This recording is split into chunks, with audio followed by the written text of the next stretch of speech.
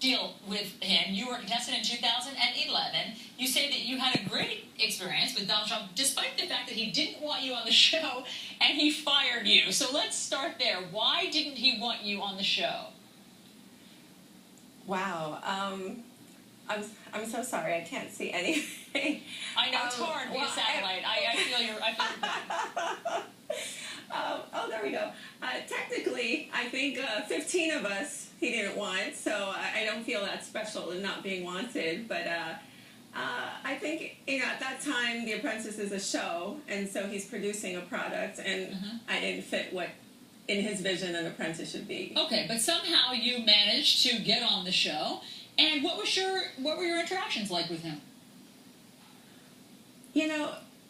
I know there's a lot of controversy around him regarding the way he treats women, and I don't feel that it's his.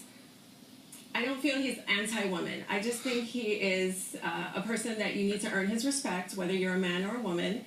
And I know going into the show, I guess to better answer your question, I was more chosen by producers in the beginning versus him because I didn't fit what he wanted in an apprentice. I don't have the Ivy League schooling. I don't have the Yale, Harvard background or anything that he would normally want. And as time passed on the show, I earned his respect, and his behavior toward me changed, and I could tell it was reflected in my prize as project manager and how he tried to help me after I was fired. Yes, in fact, you say that he set up a job interview for you after you were fired, which is obviously a wonderful thing to do. Okay, so is it fair to say that, in conclusion for you, that once you earned his respect, that it wasn't about you being a woman, that then you had a good relationship with him? Yeah, and that's what I'm saying. I know coming into it, he didn't. I feel bad saying he didn't want me there. He's never told me he didn't want me there. I'm just going by what I heard from producers, right? Okay. But yeah, I earned more respect for him knowing that I had earned his respect and the way that he treated me. Yeah. And I was the cougar on my season, and I always dressed provocatively, and I know that sets me up to be treated differently, but he never disrespected me. Okay. Elizabeth, you had a different experience. You are an attorney. You did countless dealings with businessmen and real estate along the way. And tell us about your experience. You had a contentious experience with Donald Trump in which breastfeeding came up. I did, and I have to say, Tiana mentioned her pedigree, but I gotta say, as a graduate of Yale Law School, I don't think pedigree has anything to do with it. Because he certainly behaved in a very erratic manner with me. But explain what happened. You and he had a contentious dealing, and you wanted to break for lunch. What was happening? We had agreed to a lunch. I was just doing my job, So it was a deposition, and in a deposition, a lawyer asks you questions under oath, and you can't not answer. What didn't he like about that? I don't know, Mr. Trump sitting there, he has to answer questions, can't not refuse to answer, and has to finish the process. But was this because you were an attorney trying to get a deposition, or because you were a woman? I don't know, but you know what? What happened was we had agreed to a lunch break. Everybody in the room had agreed to a lunch break.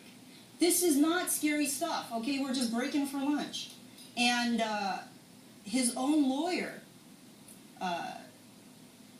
Mr. Herman Russomano, okay? He's a former president of the Florida Bar, highly regarded attorney in Miami. Yeah. His lawyer says, I'd like to take a minute to use the restroom. And Trump turns to him and says, this isn't a deposition, okay? You don't have to take my word for it. Turns to him and says, no bathroom break. Okay, well, there you go. That's an interesting point, because he's treating the man the same way as he treated you when you said, I need to take a break to go breastfeed. Yeah, so he sits down, and I had to break for lunch for medical reasons. Yeah. I don't want to tell everybody. I don't want to tell everybody what the reasons were. I managed to keep it a secret until then. But you know what? Now everybody knows, so I'll just tell everybody. I had to take break for lunch to breast pump. Yes, and Donald Trump didn't like that. What did he say to you? Well, he didn't know. He said no lunch. So I said, no, I think we're breaking for lunch. And he said no lunch. And I had to start creating records. So I said, you know what? I'm just going to have to tell everybody what I need the lunch break. But at the end of this whole, and I mean, I know that he said that that was disgusting, but at the end of this whole thing, did you think that you were being treated differently because you were a woman? Okay. You can hate women, but not exclusively women. Okay? I think there's many examples of Trump treating women in a very disrespectful manner. He treats a lot of people in a disrespectful manner. Yeah, there you go. Okay, I mean, in fact, that's what some of his supporters have said, that he treats everybody the same way, he calls everybody names. As a matter of fact, if you see him on the campaign trail, it looks like there are huge groups of people that he hates, and he's now showing us that he hates, such as Muslims, people without proper immigration papers. Yeah. And we can talk about the policies of all that. And we will have to But he talk goes about that at some future time because we've run out of time. Sorry,